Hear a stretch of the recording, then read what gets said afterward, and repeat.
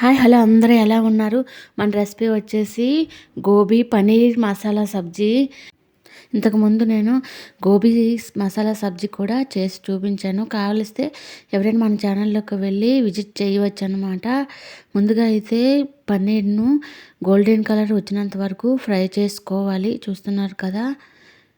ముందుగా మన ఛానల్ని ఎవరైనా చూసినట్లయితే సబ్స్క్రైబ్ చేసుకోవడం మర్చిపోవద్దు. లైక్ చేయండి. లైక్ చేయడం వల్ల మన వీడియో మరికొంతమందికి రీచ్ అయ్యే అవకాశం ఉంటుంది. ఇంకా నేను కూడా మంచి వీడియోలు చేసి పెట్టడానికి వీలుగా ఉంటుంది. అలాగే గోబీలు కూడా ఫ్రై చేసుకోవాలి. గోల్డెన్ కలర్ వచ్చినంత వరకు ఫ్రై చేసుకొని తీసుకున్నాక ఇందులోకి ఆలులు కూడా యాడ్ చేస్తున్నాను. ఇలా ఫ్రై చేసుకోవడం వల్ల ఏంటంటే సబ్జీ అనేది టేస్టీగా ఉంటుంది, కలర్ కూడా బాగుంటుందన్నమాట. మనకి కూడా కుక్ అనేది బేగా అయిపోతుంది.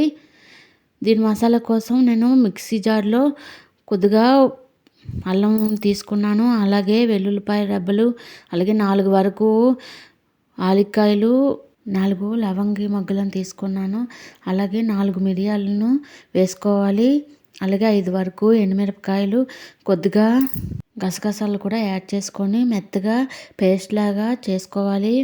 అలాగే ఒక ప్యాన్లోని ఆయిల్ వేసుకొని ఆనియన్స్ పచ్చిమిర్చి ఫ్రై చేసుకోవాలి. అలాగే ఇందులోకి టమాటా క్యూరీని కూడా యాడ్ చేసుకోవాలి. అలాగే మనం ముందుగా పేస్ట్ చేసి పెట్టుకున్న మసాలాను అయితే యాడ్ చేసుకోవాలి. కలుపుకున్నాక అందులోకి మనం పన్నీర్ మసాలాను యాడ్ చేసుకోవాలి. అలాగే గరం మసాలాను కూడా యాడ్ చేసుకోవాలి. యాడ్ చేసుకున్నాక ఇందులోకి 2 స్పూన్స్ వరకు కారం అయితే వేసుకోవాలి. అలాగే 1.5 స్పూను ఉప్పు కూడా యాడ్ చేసుకోవాలి. ఇంతవరకు వీడియోని చూసినట్లయితే ప్లీజ్ సబ్స్క్రైబ్ చేసుకోండి. లైక్ చేయడం మర్చిపోవద్దు. పైకి తేలినంత వరకు తర్వాత మనం ముందుగా ఫ్రై చేసి పెట్టుకున్న ఆలు, పన్నీర్, అలాగే గోబీలను కూడా ఇందులో యాడ్ చేసేసుకొని మొత్తం మసాలాలు గోబీ ఆలు పన్నీర్కి పట్టినట్టుగా మిక్స్ చేసుకోవాలన్నమాట. బాగా కలుపుకోవాలి. కలుపుకొని ఇందులోకి 1 కప్పు వరకు వాటర్ని అయితే యాడ్ చేసుకోవాలి. వాటర్ని ఎక్కువగా వేయనవసరం లేదన్నమాట.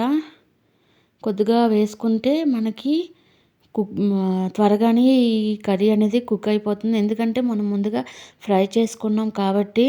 చూసారా, కలర్ కూడా చాలా బాగా వచ్చింది.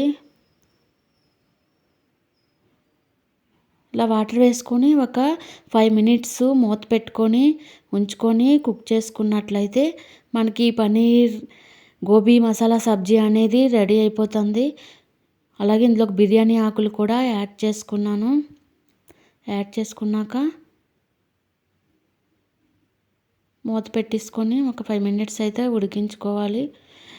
ఈ సబ్జీ అనేది రోటీ అలాగే పూరీలోకి చాలా చాలా బాగుంటుంది. అలాగే ఇందులోకి 1 కప్ వరకు ధనియా పౌడర్ని కూడా యాడ్ చేసుకున్నాను.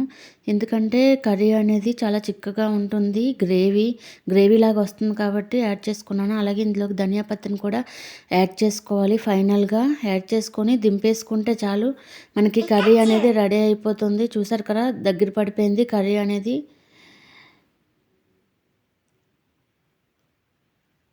ఇంకెందుకు ఆలస్యం, మీరు కూడా ఇంట్లో ఇలా ఈజీగా రెడీ చేసుకోండి. బిర్యానీలో కూడా ఈ సబ్జీ అనేది చాలా టేస్టీగా ఉంటుంది. మీరు కావాల్సితే కొద్దిగా ఎక్కువ వాటర్ని వేసుకొని ఎక్కువ గ్రేవీలా కూడా చేసుకోవచ్చు అన్నమాట.